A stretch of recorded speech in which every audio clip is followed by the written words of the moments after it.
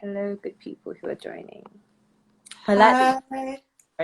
More so than we were, because they was ready to join. And thank you, Yes. Rose, Smooches.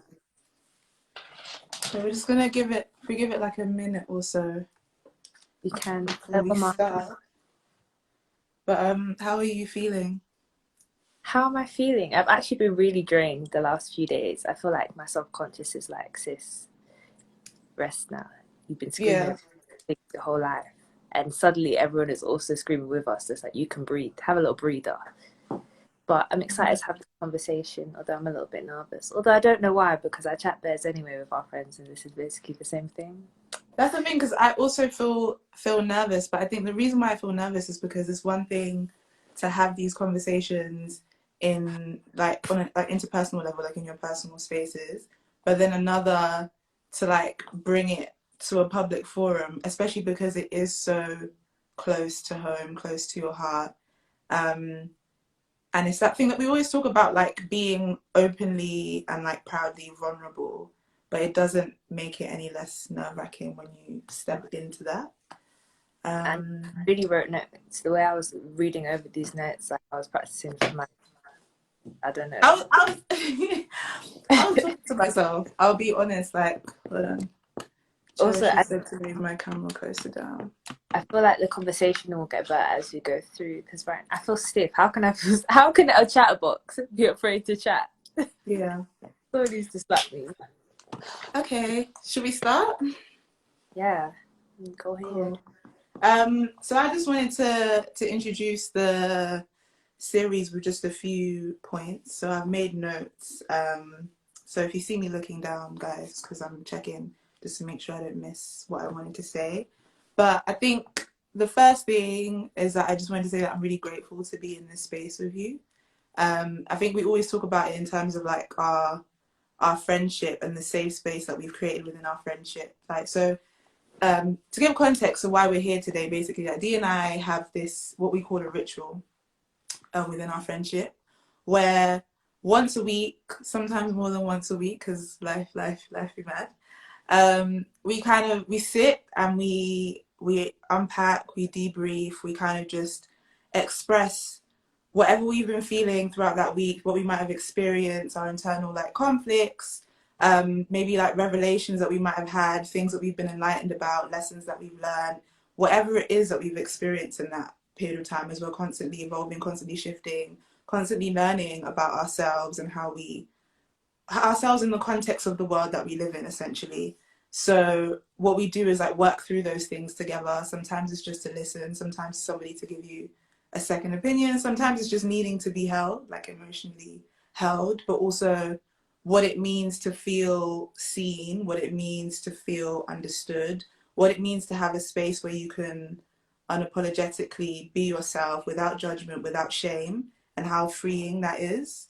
And how it gives you an amazing foundation for when you step out of the door and you go through life. It's like you have this, I guess that's what, it's a safe space essentially. So we've always talked about wanting to extend that, because in our lives obviously it extends to like other relationships that we have, but wanting to bring it to like a wider community, and have these conversations, which is what we're doing today. And then specifically on the topic of love, love is something that we speak about all the time, like all the time. Hi, mom. Well, I was in the Oh my chat. god. Yeah, so love is something that we speak about a lot. And I think I came across, I can't remember who it was, somebody posted about All About Love on their story, and I was really drawn to the book, and I like messaged Dee, I was like, Dee, I'm getting this book for us. We're gonna read it. And yeah, I won't speak for you. You'll say your part, but I just found it incredible because I felt that Bell Hooks is the author, just articulated so many of the sentiments that I feel, and kind of like every time I'd read a chapter, I'd message you and be like, "That's what we were talking about the other day," or "Remember when I said that? Oh, that's exactly what I was feeling, but didn't have the language to really articulate that." So that's what the book meant, and she covers so many areas in where love manifests. But we'll get into that as we have the conversation. But there's a quote that I've got that I wanted to read in terms of what we were saying about the safe space we've created within our friendship. So it's from All About Love by John Wellwood. And the quote is, "Intimate relationship can provide a sanctuary from a world of facades, a sacred space where we can be ourselves as we are. This kind of unmasking, speaking our truth, sharing our inner struggles, and revealing our raw edges is sacred activity, which allows two souls to meet and touch more deeply." And then there's another quote, which is also from the book, and it's, "We do not find the meaning of life by ourselves alone, we find it with another." And I felt that those two quotes just encapsulate what this space that we cultivate for each other and for others means and represents in our lives. And I'm spoken there, so I'm going to hand it over to you now. Yeah, I think that was like a good synopsis. I think for me, like our friendship is like it's deeper than just the regular friendship, because I think also people think that soulmates and stuff like that is just sticks to like a romantic nature, but our friendship and like the sisterhood we've built depicts for me that like that sort of soul level of understanding and like caring for one another doesn't have to just be romantic. And like you said, it's kind of supported me through life by just having a space where I can unapologetically be myself. And so many people speak about those things, but from my perspective, if the lighting is changing, I'm sorry, it's because the window's right there and the sun is just doing its own thing. But for me, as I was saying, in terms of having a safe space, just to be myself, which in the real world there's so many pressures where we often prioritize survival opposed to, you know, emotional well-being. And I'm a very sensitive person, so I've often been told in different like relationships, whether that's like friendship, even my mom will always say it, like, stop being so emotional. And people don't mean it as a negative thing, but I think it made me quite sheltered. So when we had our friendship, I was like, oh my gosh, my sensitivity isn't bad. And it's helped me to kind of like go back into the world and kind of play my part as a sensitive human. Like someone's got to be sensitive, do you know what I mean? And don't get it wrong, I'm not sensitive to I'm gonna cry at everything. But it just means that I'm an empath. I feel things very, very deeply. Even like now, I was saying how I feel tired. I just feel like I can just feel everyone else's energy of just exhaustion, and I just like physically and sometimes emotionally take it on myself. But yeah, I won't chat too much about that. Start to get into some of these questions and kind of share the little space which me and Charisse have created when we just talk about things. And that's another thing. People be like, oh, you guys just chat, you just chat. We do, but it's just like, I feel like conversation is my love language. And I know there's people out there who probably feel the same, but don't have that sort of space. So just starting here today, we're going to make this a space for other people to join. So I wanted to make one more point before we go into the discussion. And it's just about, so obviously the series is all about love. And I just wanted to make it clear that when we talk about love in the context of an uprising, in the context of particularly right now, like the collective feelings of like anger, pain, frustration, and indignation that we're feeling in terms of just like the injustices in the world, in terms of the long-standing struggles that Black people have had to face at the hands of white supremacy, at the hands of white supremacist patriarchy, essentially.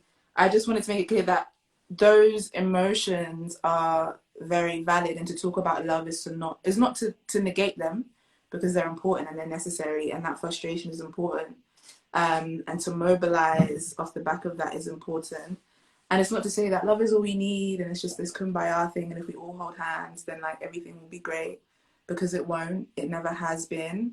And that these systems of domination, of oppression, do need to be dismantled.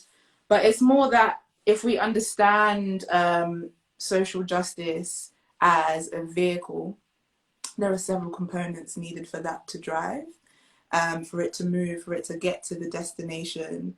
And we can't all be in the driver's seat. You know, some of us are on the repair team in the pits, ready, like if should anything happen. Some of us have to pave the way, make sure the path is clear. Some of us have to design the vehicle. So there's all these different roles that are all important.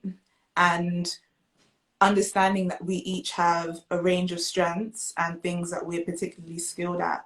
And what you were saying before, Dee, about playing your part is where with what I have and with the resources that I have, and also with the capacity that I have, can I contribute to this vehicle moving to the destination that we're trying to get to?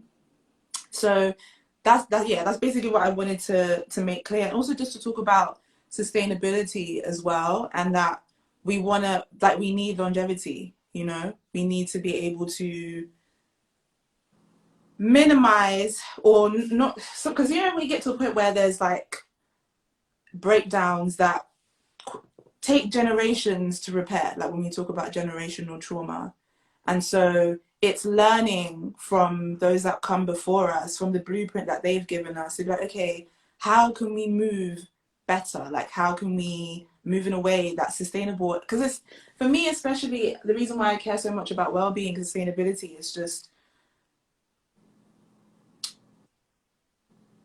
the one thing that's coming to my head right now is literally Burna Boy, like, I can't come and kill myself, you know, like it. And I feel like it's just so apt in the sense that so many of like generations before us, like our family, our friends, like our brothers and sisters, like our peers, are constantly living a life where we're sacrificing our sanity, sacrificing our well-being, sacrificing these things where it's like, there's an Audre Lorde quote where she says that, paraphrasing, to care for yourself and to love yourself is an act of resistance. As a Black person navigating a world that constantly and incessantly seeks to dehumanize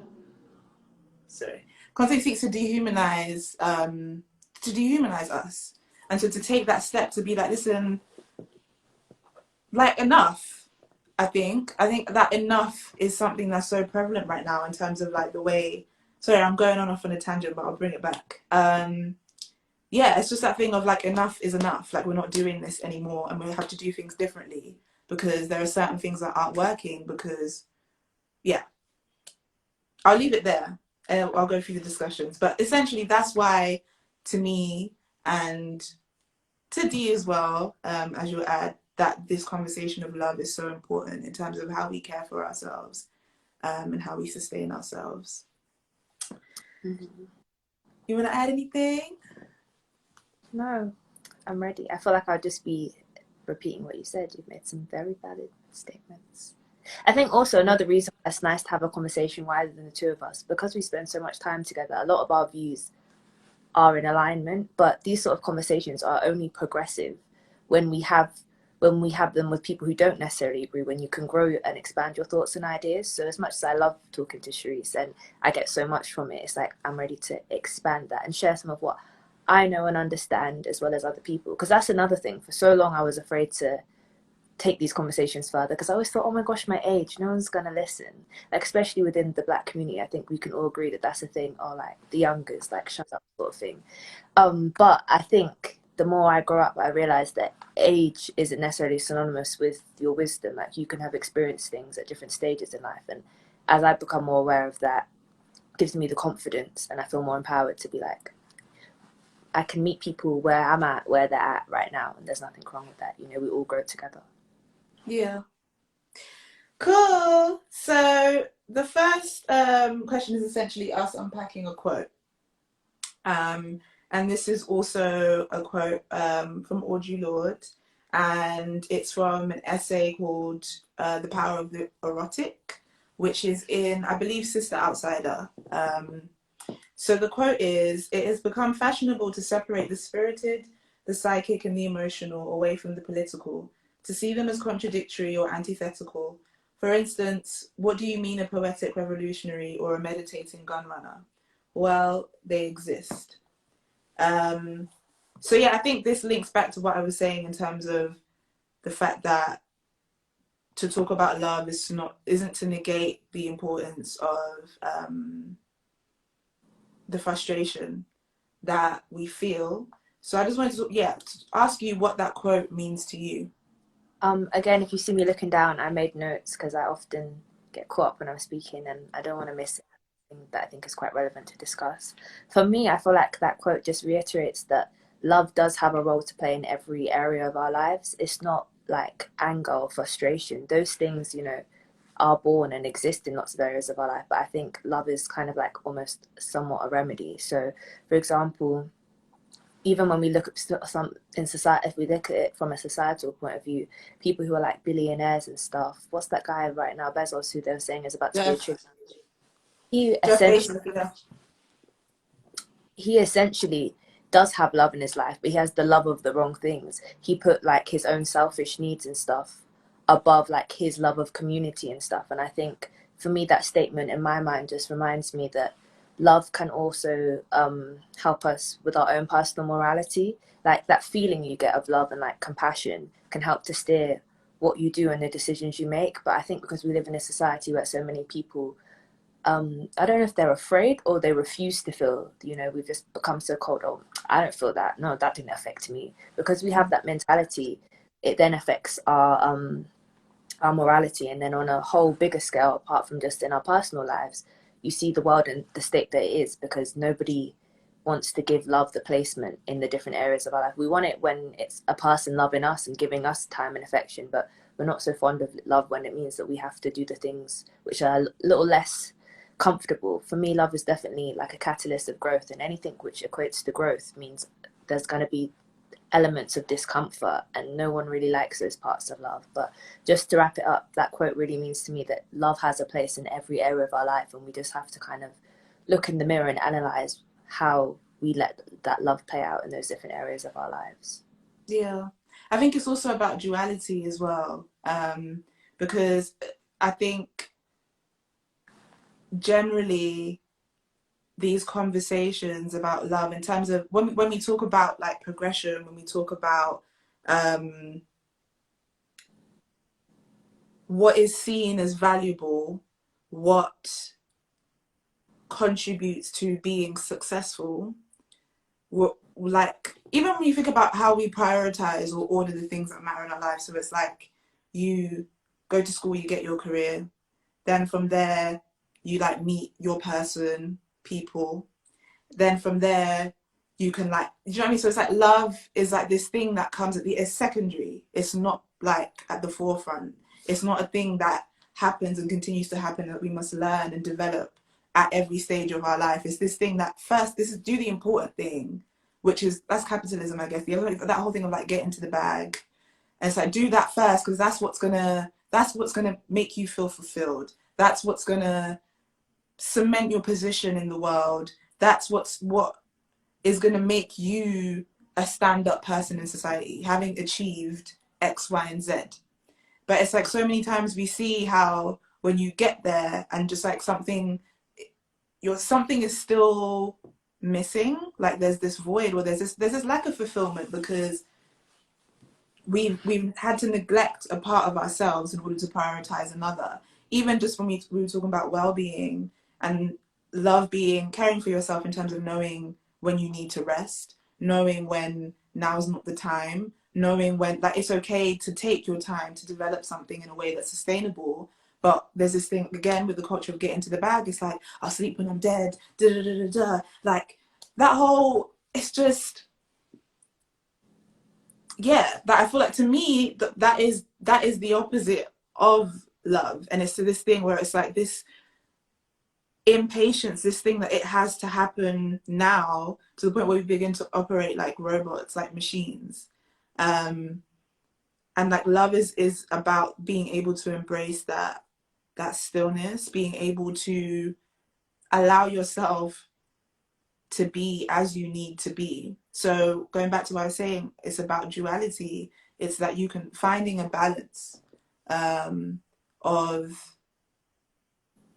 the things that the components that you prioritize in your life, not having to neglect one thing in order to have the other, and especially not having to neglect your well-being and your sanity in order to achieve other things. And obviously that's easier said than done because again, if we're talking about the systems that we live in, white supremacy means that a lot of the time as Black people we are in survival mode.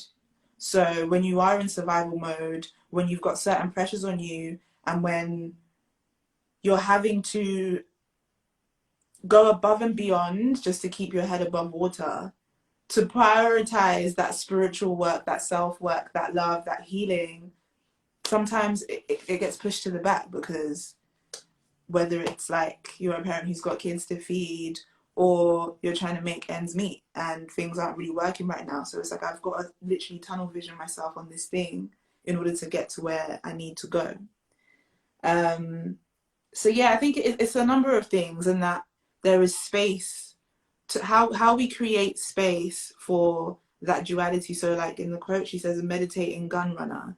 And in fact, if we do prioritize that well-being, it only makes us better in the other areas of our lives. We only are able to operate better. Our minds are able to function more clearly. Our bodies aren't fatigued and exhausted all the time. And what does life look like when we're able to operate from that space, instead of this space of deficit that we find ourselves in, again, because of these systems that we live in that have dictated what's important and what should be prioritized in our lives. I would definitely agree, and I think to bring it back to like a societal perspective again, rather than just like me and my personal life or you, I think sometimes people don't realize the need for like that sort of self-love and stuff, because we feel fulfilled by so many other aspects of our life. For example, some people become obsessed with like giving to others, and they drain themselves because the feeling of giving to others and not seeing other people without makes them feel good. But it's that thing again of love being in every area, that there has to be a balance of love. You have to, you know, figure out, okay, when I get to 40% battery, I don't operate at my best, rather than waiting until you're at 0%, like you said, and running from a deficit, because then it becomes a vicious circle and you never quite balance everything. And I think also I think people our age more so than the older generation, I think they're still quite in tune with like what it is to love. But I think a lot of us lot have kind of lost the meaning. Like I think if I was to sit down with a lot of my peers and discuss like what love is, or like how it looks in a relationship, etc., that there's a lot of things like physical or material items which represent love to people, because again, as a people, we are so used to not having and stuff, that those things start to represent it for us. But I think it's again, as well as unlearning all the other things that we've been taught, just to unlearn how society presents love and realize that love is different to every individual. And because of that, there's only so much you can learn from other people, and you have to start that relationship, I guess, with yourself to decipher what love is. And that's not just all the airy fairy like self-love and like meditation. Those things definitely have their place, but it's deeper than that sort of love as well. It's that how you find that balance between your life. Like you said, we would all be a lot better off if we found that balance, because imagine if you were actually doing things not just out of transaction but out of like genuine love. Like you would feel better, if nothing else.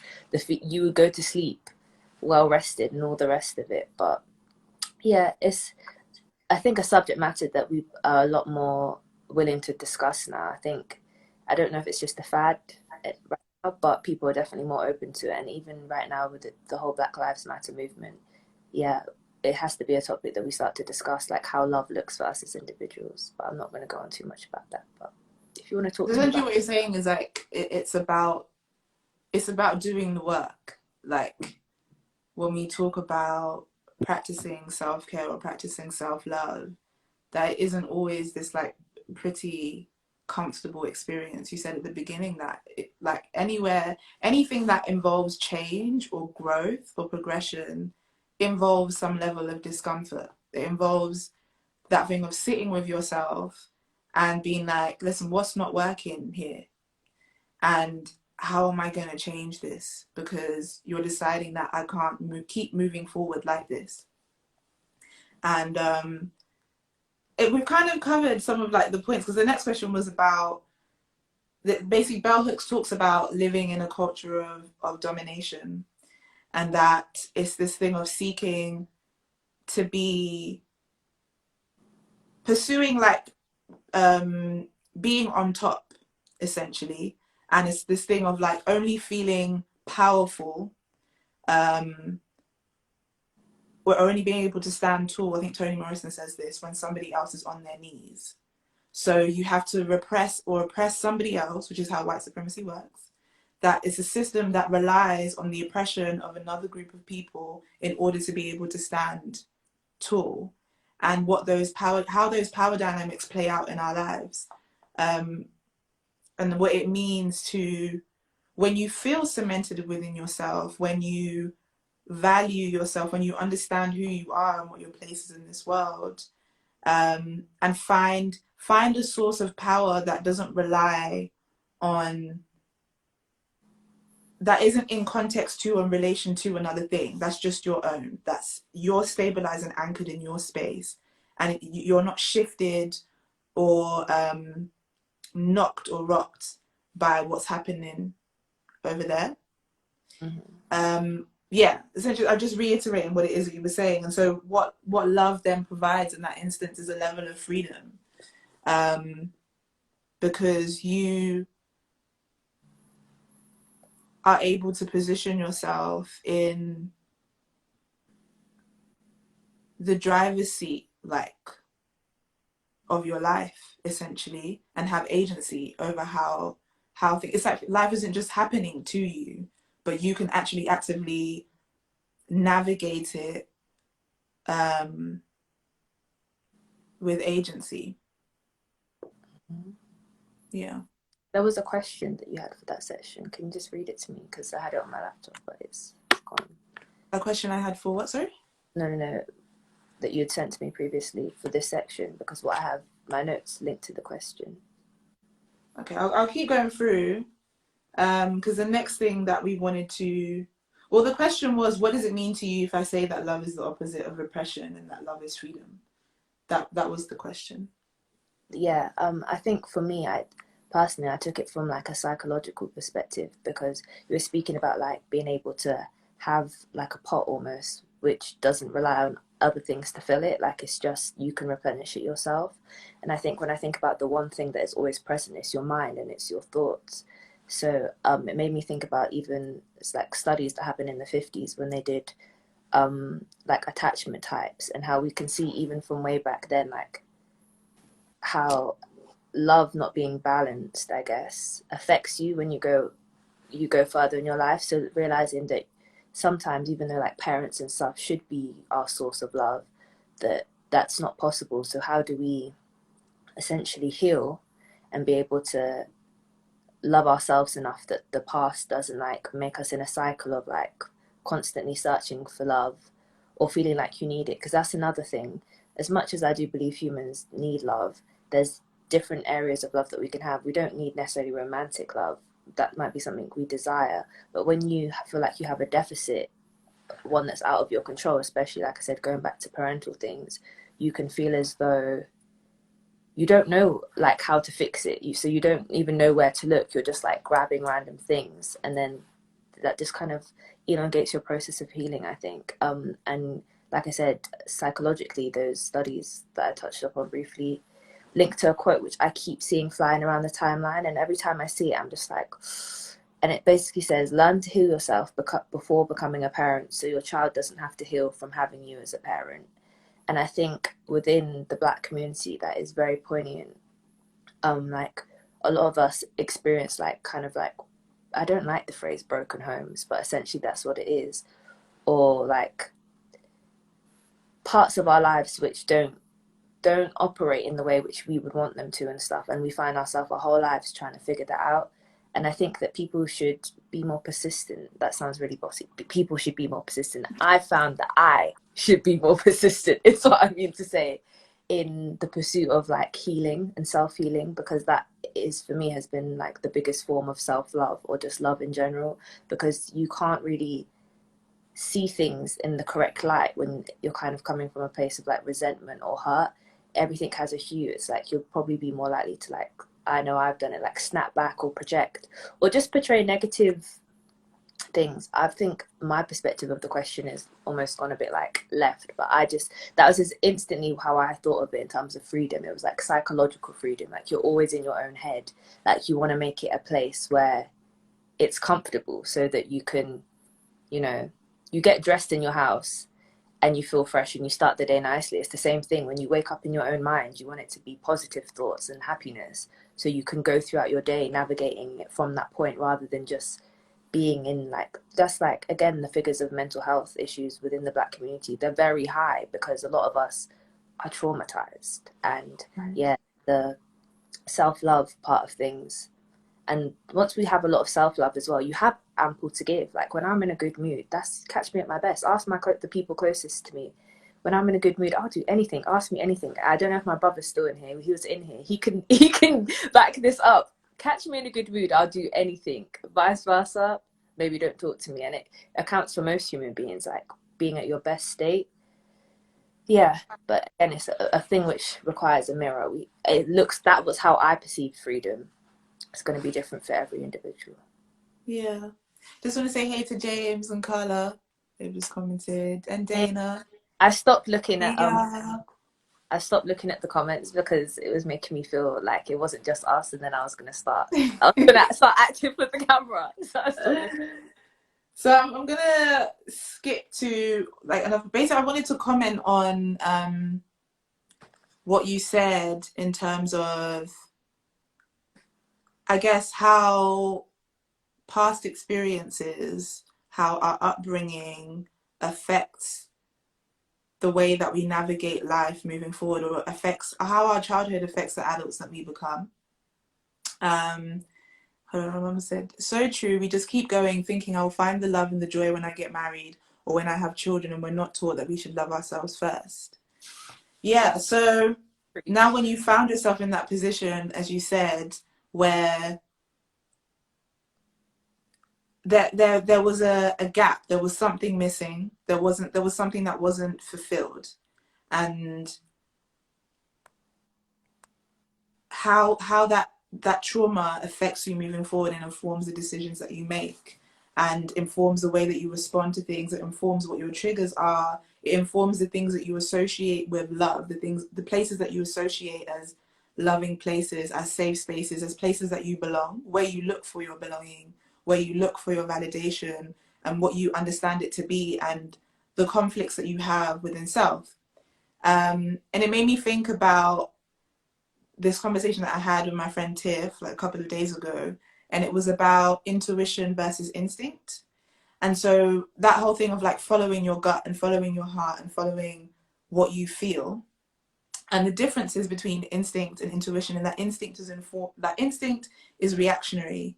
Instinct is fight or flight. There's something that's been posed, like whether it's a threat or a fear, and something is kicking in to react to it, whether it means that I run and find a place of refuge or a place of sanctuary, or whether it means that I fight and I react, whatever. Or sometimes it's freeze as well. It's like I am unable, or I end up numbing myself in order to close or like suppress that thing that has like I've been triggered by. Whereas intuition isn't reactionary. It's this kind of internal GPS. It's this thing like your kind of internal guidance, your, whether it's like your soul or your spirit or your consciousness, however you want to describe it. It's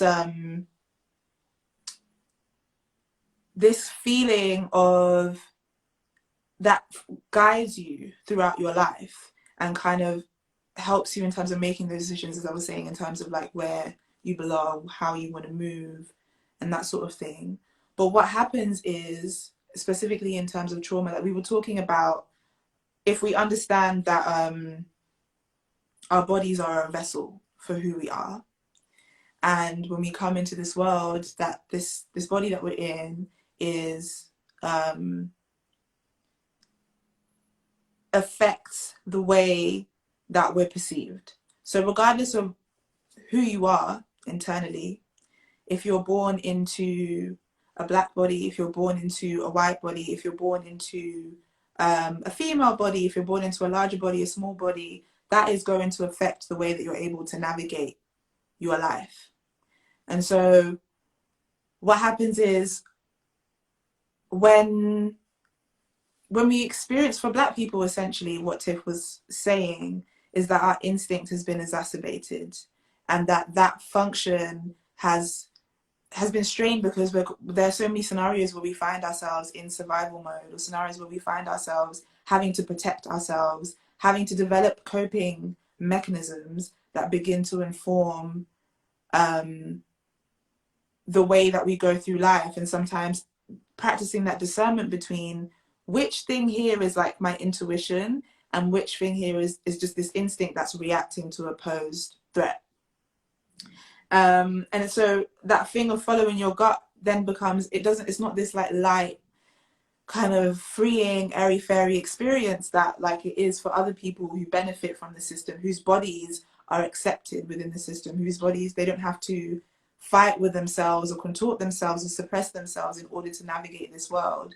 Those people can have that easy flowing experience of like, you know, I'm just cruising. Whereas for us, I feel like it becomes a more complex process. Like it's conflicting because you're trying to like wade through a number of things, a layer of things, and connect them and just really unpack what's happening. And so you have to sit with yourself almost, because I find myself having to do it definitely, like where I see, because I'm quite I would describe myself as an impulsive person. Like when I feel something, I'm like, cool, this is what we're doing, we're going to go and act on it.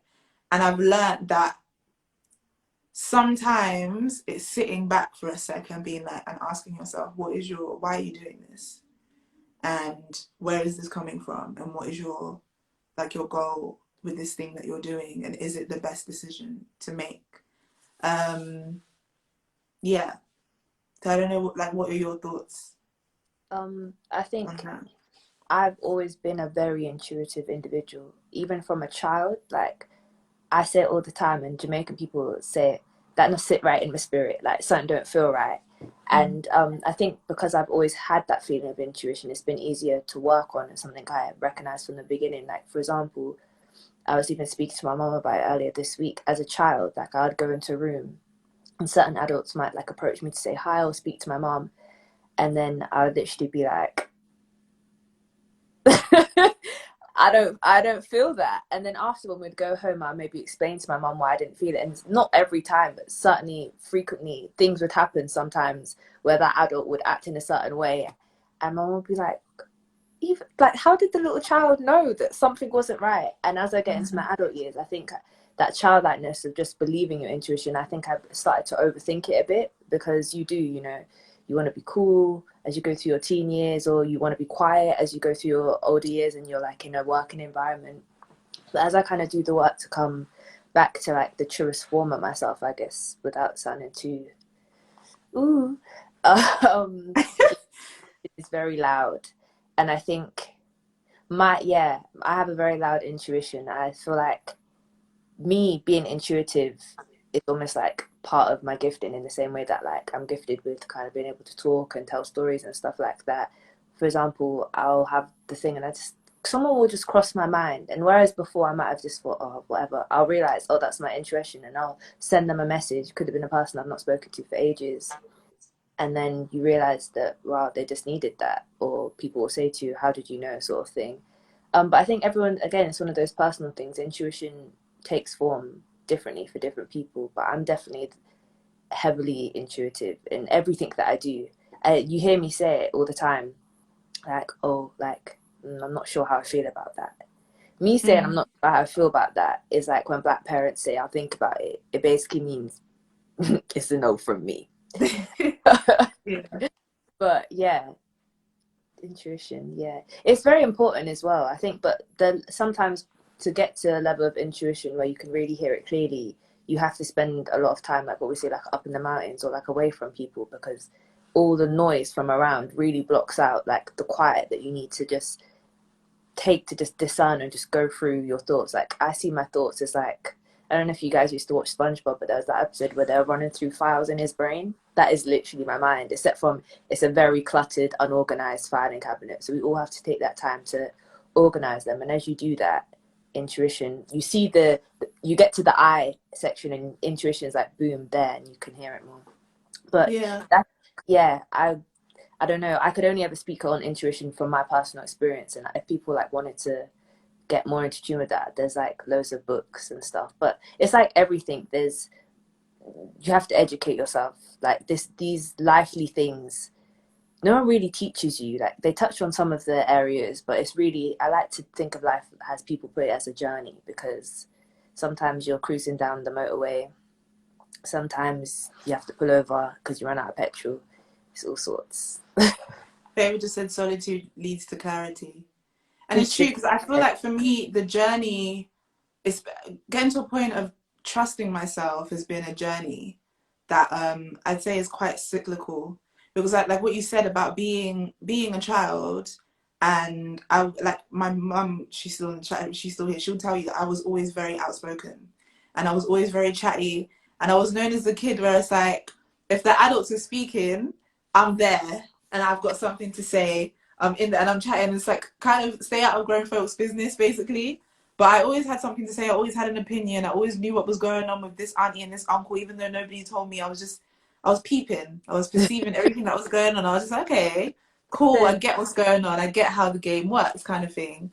But and I always knew the same thing, like what didn't sit right with me. There were just certain things where I was just like, Mom said, true.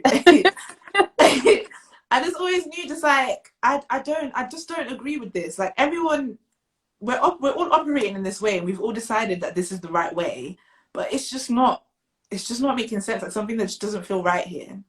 But I think as I got older, again, I go back to what I was saying about this embodiment, and it's like, you know, what was that thing on CBB? I think it was CBC, that thing of my parents' aliens. That's it. There was this show called My Parents Are Aliens, yeah? That was on And Nickelodeon. was it on Nickelodeon? My bad, I thought it was CBBC. Cool. So, you know that thing where it's like an alien has been sent to Earth on a mission in a human body? Hey, up, and they're like, looking at it and they're like, rah, what is this kind of thing? And they're trying to figure out this skin that they're in and understanding that their body is a signifier for certain things, and so people are going to respond to them in a certain way, and they have to figure out how to like act in a way that aligns with their environment, otherwise they're going to be exposed as the alien that they are, sort of thing. Right. So the reason why I bring that in is, I think for me, where I got steered away from my center, where I got steered away from my voice and trusting my voice, is as I started to become very aware of the skin and the body that I'm in, and how that created a conflict between who I knew myself to be and who I was perceived as, and almost you begin to fight with yourself. So whether it's like my hair, like going from relaxing your hair, and then because you want it to be palatable, because you want it to fit in within the environment that you're in, to be like, actually, I'm going to go out as an afro. And then for me, like I came into like my body work developed quite quickly, and it was just a thing of very quickly being told that you can't wear that skirt anymore because you're looking a certain way that's going to attract a certain thing. And now all of a sudden I'm aware of my body, I'm aware of what it means, and I feel this level of hypervisibility. And so I got into this space, I remember being young, where I was constantly contorting myself, and my relationship with myself was always in context to how people saw me as opposed to how I saw myself. And so if we think about the body being a vessel, but it affecting everything about how we feel about ourselves, it took me to get back to a point of feeling at home within myself and having ownership and being like, this is how I feel about me, regardless of how X, Y, and Z feels about me, to feel settled within the skin. So that's why I brought the thing of the alien, to feel settled within, this is the skin that I'm in, and this is what it represents, but also this is how I feel about it. And when I got to that place, which is an ongoing journey of like peace, only then was I able to go back to that sort of spiritual internal self thing of listening to your voice. Because when you're constantly contorting yourself in a physical sense, it meant that even in terms of what I believed, like it almost in the way of like a people pleaser. So even what I believed, I would shift and know that this is how I feel, but it's like, oh, actually this must be wrong because it's not what I'm seeing around me. So I have to bend myself. And that's something that I experienced a lot. And so again, this goes back to love, because it's self-love to be like, to stand firm and be anchored in who you are and who you know yourself to be, and to decide that for yourself and to set those boundaries for yourself, and to not be at the beck and call of anybody else's opinions of you, specifically if they're not from a place of care. which a lot of the time they weren't from a place of care. And again, that's about love, because the world that we live in, when you go into the school, when you go into your workplaces, love and emotional intelligence and empathy aren't things that are prioritized. Like your skill set, your like what you've got or where you're coming from, those are the things that are prioritized, and the other things come secondary. So again, you have to have that within yourself to be able to Wow. then in and out, starting within and then coming outwards. So yeah, and I guess that would mean in terms of like how the mind and the body is like it's all interconnected. Like they're not separate things. Like they affect each other. So for me, I would say in terms of intuition, as I've gotten more comfortable within myself as a Black woman, as an African woman, but also just as Charisse, like in this world, I've then been able to really like clear the pathway for my voice and my intuition, as opposed to my instincts before, which would be like, there's a threat, you're hypervisible, hide, kind of thing. Yeah. Just to add before we go on to the next point, yeah, that is the intuition side of things and like how they interlinked. It's definitely to do with self-love, because for me, I was touched on the fact that like I didn't grow up in a city. I grew up in a town where in terms of what I look like was very obviously different to like the rest of my peers and stuff, but I've always been quite outgoing, so wasn't really till my adolescence when you start to like physically like develop and stuff, when I was like, oh my gosh, I am different, like they were right. And then it makes you really like for me it took made me really spend a lot of time by myself. Like I was quite a moody teenager and I would just spend a lot of time by myself, and at the time I found like they were quite sad years, but in hindsight I'm like, I'm so glad I did that then, because I had the time where I wasn't really taking from it anything, and like the books that I was reading then without really having that life experience, I'm reading again now and I'm like, oh my gosh, this makes so much sense. So I feel like that's part of intuition as well. It's knowing sometimes when you need to prioritize yourself rather than like being out partying, or I don't know, staying up all night doing your work. And I feel like for everyone's life it comes at different times as well. Like we were discussing this the other day, how someone could be at that level of like self-understanding where this is their time for their career, whereas I'm at this time where it's all about self-understanding. But people kind of, especially like in close relationships, people think, oh, okay, we're not in alignment, but you can learn so much from each other of being at those different stages, which I think again is another thing about intuition, like being able to like just speak out and being able, not being fearful that your ideas are different to other people's. But I'm starting to go on a tangent because I'm good at that. I'm just gonna really like it. Read it in. Cool. So the next thing I want to speak about is language and what it means to not have the words, but also what it means to be able to articulate what's happening inside of you, what's happening to you, to be able to recognize things and then have the language to articulate them, and what the significance of being able to communicate in that way is, and maybe just experiences that you've had of where you haven't been able to find the words and how that affects you. So for example, right now there are a lot of resources going around in terms of like labeling what white supremacy is, what racism is, and when you can call something what it is and define it and be like, this is exactly what's going on here, and this is why it's affecting me, this is how it's affecting me, this is why it needs to stop, and this is how it needs to stop. Why is that important? What has that done for you in your life, and how have you been affected by not being able to do that? If I'm honest, like I said, words and stuff is something that's always come quite easily to me. So I think in a sense, when I can't say and I can't articulate myself, I find it the most frustrating because I'm always so used to it coming with at such ease. I can't even think of any recent examples of when that's happened, but I know like previously when it's happened, again for me, my answer is always in solitude. Like as my friend, you can attest to this, that when I'm feeling a little bit off, I'm like, I need to be by myself. And that's, people attribute that to being sad, but actually it's nothing to do with sadness. It's just trying to like realign myself. And in terms of wording, I think also creativity has been quite a savior for that. Just kind of channeling. That's been something I've been focusing on in the last year or so.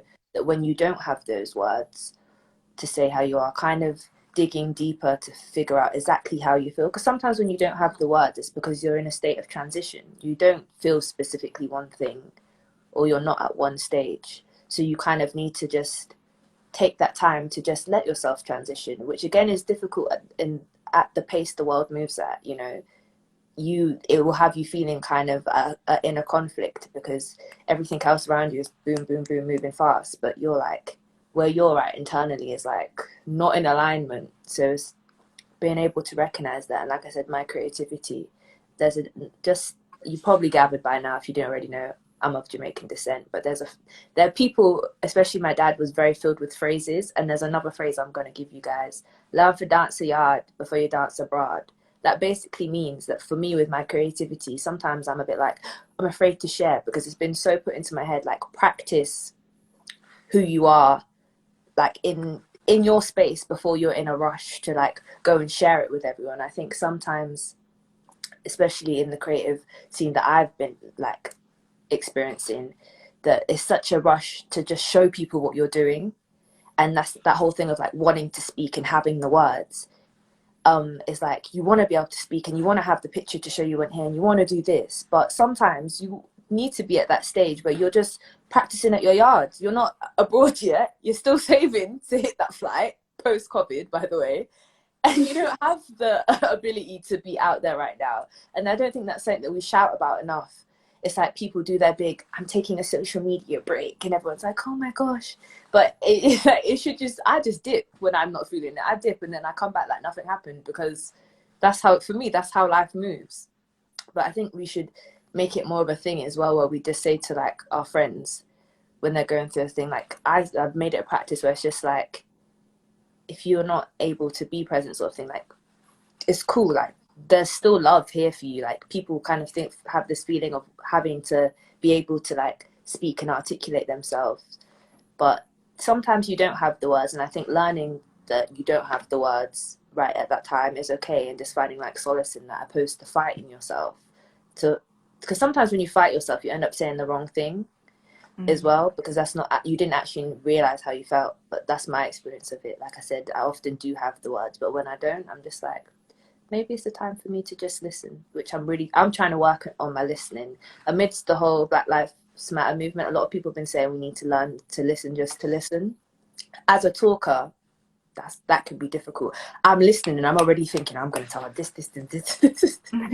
Yeah. I'm practicing silence and solitude so that when I do talk, it can be of more substance. That's another thing. As a chatter, my silence says so much.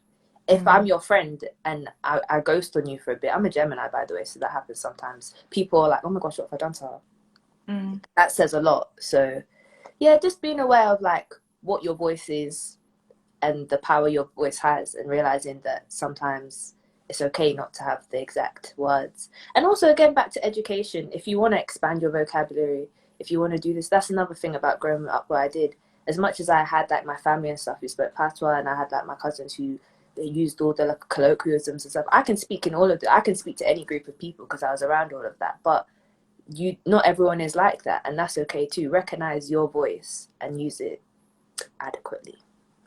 I just want to say that I think in about 5 minutes this is going to stop, but I'll just restart it again because I think it stops after an hour.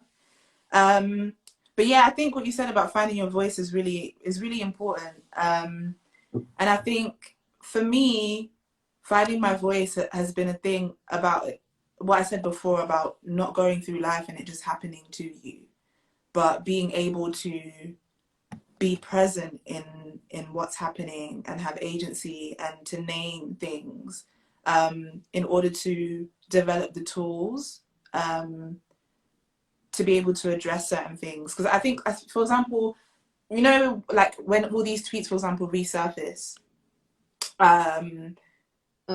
about like Black women and the time when it was just like, it was a thing and normal for people to make jokes that would degrade and berate Black women.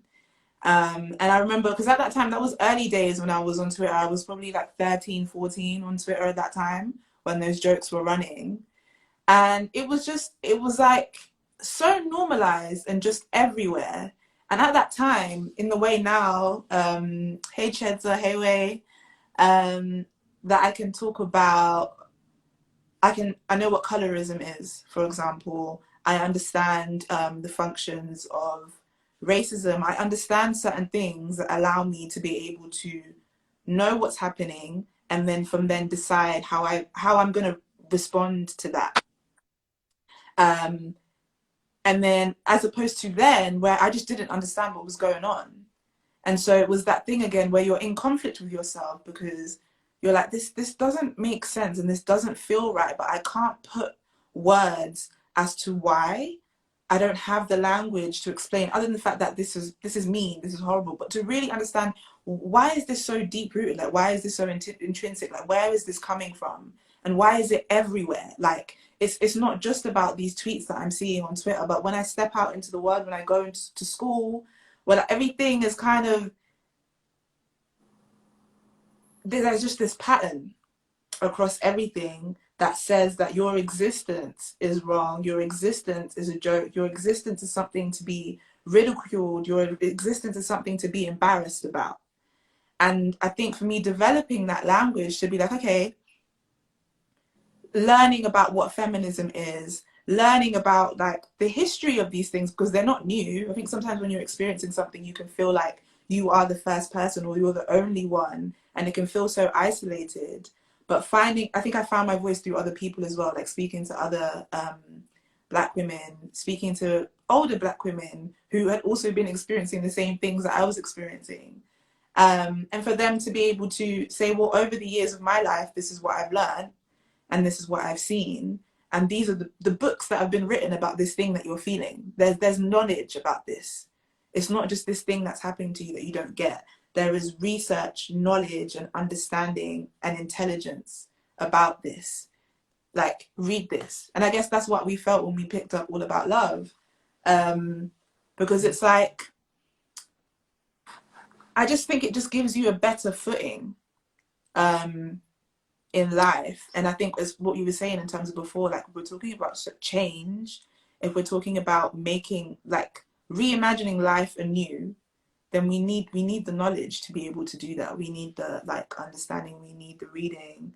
And for me, that's what the importance of like finding my voice was. And then beyond like that kind of social political level, in personal spaces, like when I enter relationships, whether it's like romantic relationships or relationships with friends, having the language to articulate what my boundaries are, having the language to articulate what I'm capable of, what I'm not, what my strengths are, what I like, what I don't like, all of these things, finding my voice in that way, had it just, you know what I mean? It's just a shift. Like, you experience life differently after that, because again, you're grounded in self and you're anchored in self. And going back to this thing of this embodiment, it's like, I'm better equipped to fulfill this mission that I got sent to Earth for, because I understand the body that I'm situated in and the person that I am in the context of that. Yeah, that's what I have to say on that. I feel like you also touched on like speaking to people older than you, like had the experience already. Okay, wait, so 1 second, Dee. 30 seconds remaining, so I'm going to end it and start it again.